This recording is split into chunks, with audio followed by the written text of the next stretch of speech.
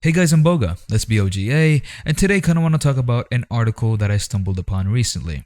It's an article about a project so ambitious that it might actually uplift the curse of the EDSA.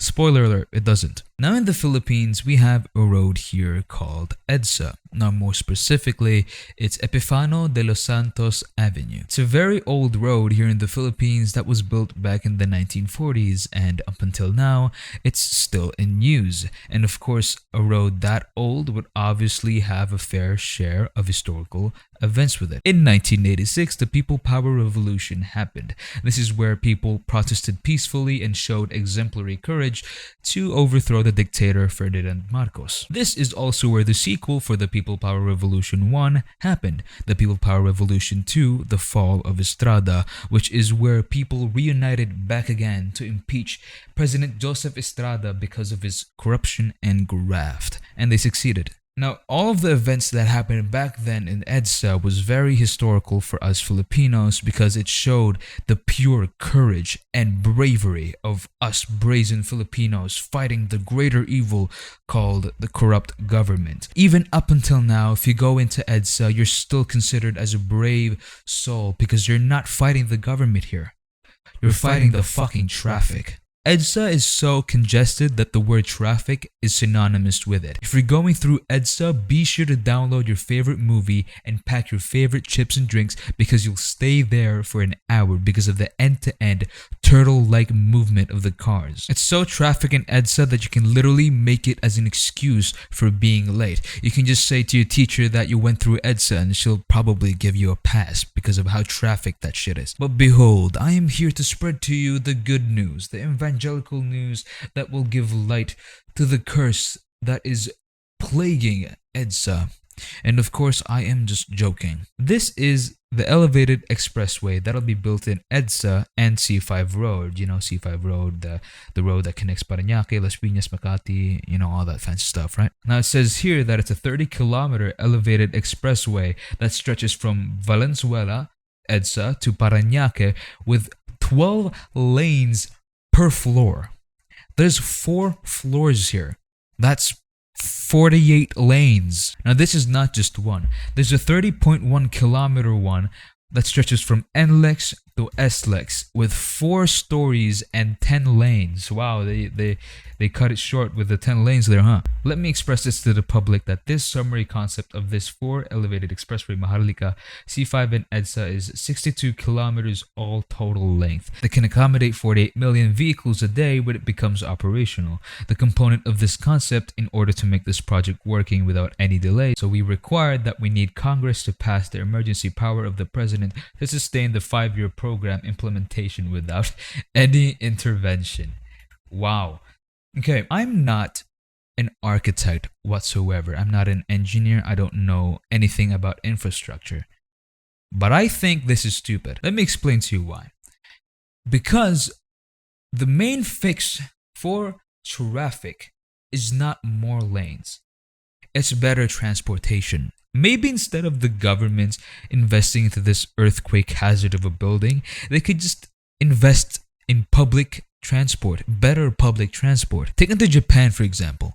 They use trains, a lot of trains, and they're regarded as having one of the best transportation, if not the best transportation systems in the world. Their bullet trains are incomparable when it comes to ours.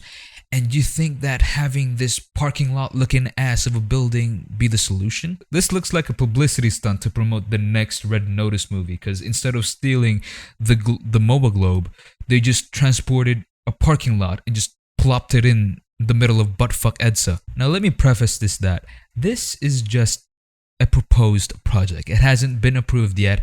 Hopefully it doesn't, because I swear there are better, more efficient solutions than this. Because in my time of the internet, I haven't seen this type of expressway that's been used by other countries. If there are, please show me. But I think this is not really the case. Especially, I think that you go from the side and then you go up, and then there are like fucking layers to this shit. I have no clue how they actually make this work. Because not only would this be very expensive, I mean, it's 4 floors. It's 4 floors and there are 10 lanes, 10 to 12 lanes each floor.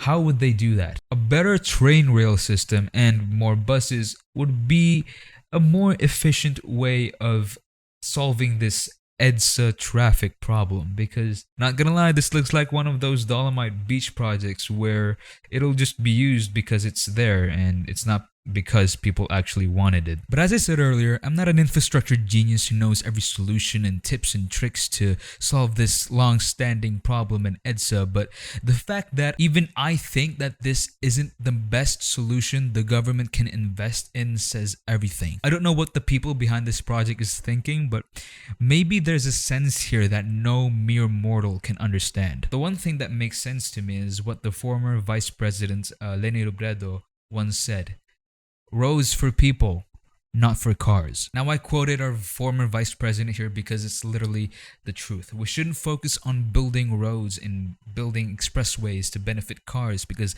that'll only make people buy more cars, which is literally the opposite of what we're trying to do here, because cars are, surprise, surprise, the main culprit of traffic, like in general. I'll share to you this article written by Robert C., posted in Manila Times, that I think that greatly digs further into this roads for people, not for cars thing, because as you can see the title, it's infrastructure for people, not for cars. It says here, in my opinion, it is a type of infrastructure project we should avoid.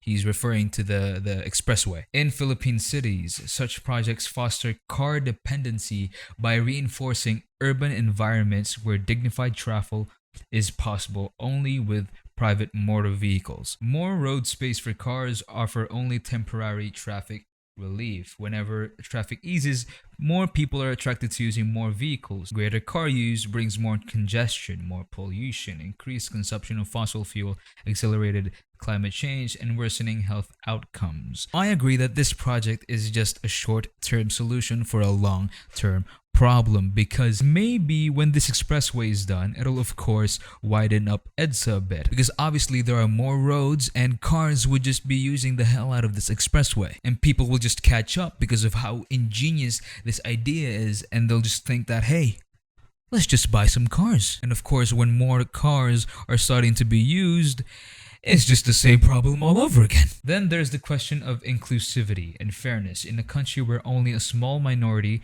about 5% of households nationwide and only about 12% of households in Greater Manila are car owners, it makes little sense to pour billions of public funds mainly to serve a segment of the population that is already better off and with the means to travel independently. Public resources need to focus on the vast majority who are mobility deprived. Us normal Filipinos who just use buses, taxis, trains to travel to our destinations, because not everyone can buy a car, not everyone can use this expressway. So why would we put in money, tons of money into this project where only 5% of households nationwide and about 12% of households in Greater Manila? Because as I said in the beginning, we should focus on public transport like buses and trains. But as a person who's a strong advocate of cycling, I think that we should also focus on bringing more bike lanes to urban areas, and we should create a stronger, friendlier environment for cyclists and motorists alike, because frankly, bike lanes in the Philippines are absolute shit. Bike lanes are just glorified parking spaces for trucks, cars, and jeeps. Whenever I use bike lanes, I fear that just a random jeep would stop in front of me because they'll just drop off a passenger or some shit. Do the math here. A lane of road that is 3.5 meters wide can move in an hour with either 2,000 cars, 9,000 people on buses, 14,000 people on bicycles, 19,000 people walking, or 20,000 people on mass transit systems. Transforming and upgrading our urban roads so that they are more productive in terms of moving people and goods rather than motor vehicles should be a fundamental objective. The goal should be to revise the use of urban roads and bridges to facilitate the flow of the most efficient and commuter-friendly travel modes. It would be a far better use of scarce budget resources than investing in new urban roads and expressways for motor vehicles. The key ingredient is political will. As this article says, it's just a means of efficiency, because look at the numbers. 20,000 people can make use of a mass transit system if we were to add just trains here instead of lanes for cars. When you plan a city around cars, you get more cars. This is what the Philippines has been doing for decades and reaping, unfortunately, the manifold problems of rising motorization. The 2023 national budget needs to abandon investments that will only serve mainly car owners and create greater car dependency. Finance Secretary Benjamin Diokno summed up this point in one of his recent interviews, stating that, "I think we should really focus on mass transit systems, not roads, because if we just focus on roads, people will buy more cars and they'll just take advantage of the roads. But we're better off using a mass transit system so you can travel without owning a car, because as I said earlier, not everyone can buy a damn car." It just doesn't make sense for me for them to focus on cars when literal car owners are afraid to use their gas because of how high the gas prices are today. Just by looking at this picture, I can smell the congestion and pollution that it'll bring. I can literally hear the horns in my head because of how many airhead drivers are overtaking and just clogging the entrances and exits of this whole thing. Cause I'll bring it back again. I think this is just one of those Dolomite Beach projects, and I think we all know where all of the budget of that project should have gone to, and it should have went to vaccines and relief goods where our country was in dire need of it. But I don't know. I just thought that this project was a bit useless and a waste of funds, and I just kind of want to add more to the fire because people are not happy about this project. But that's all for me. If you guys agree with me, like this video. If you guys disagree with me, comment down below. Change my mind. Also, hit that subscribe button if you want more of these videos, and hit that bell button as well so you'd get notified in my next upload. But as for now, thanks for watching. See you next time.